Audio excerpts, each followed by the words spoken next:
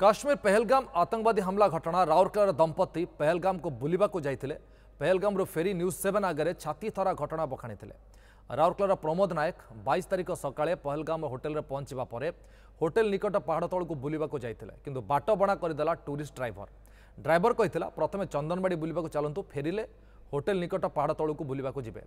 चंदनबाड़ी बुलिबा समय हला आतंकी हमला। धर्म पचारि जनक पर जनक गुली कर हत्या करागला। चंदनबाड़ी तुरंत ड्राइवर सुरक्षित आनी होटेल पहुंचाई। भयभीत हो 22 तारिख राति होटेल रहा पर 23 तारिख पहलगाम छाड़ी से सुरक्षाकर्मी घेराबंदी कर सारी श्रीनगर पहुंचा पर सेठर पुरी को से फेरी आसते।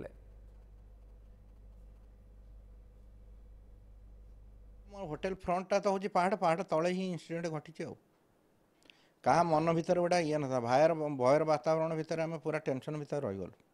जो मैंने जानी आम इनफर्मेशन दवा बाध्य काले कौन हम ये पाखटा केतबले भी होटेल कब्जा भी करदे आम भी डरीगलु। से बेसी डर रहा कहीं आम भय रहा से बेसी।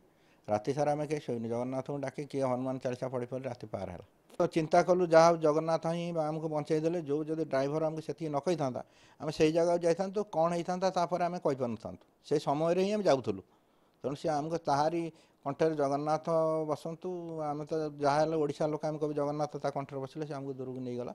आम फेरला बेलू जब बंचीगलु भल ये फेरी आसु।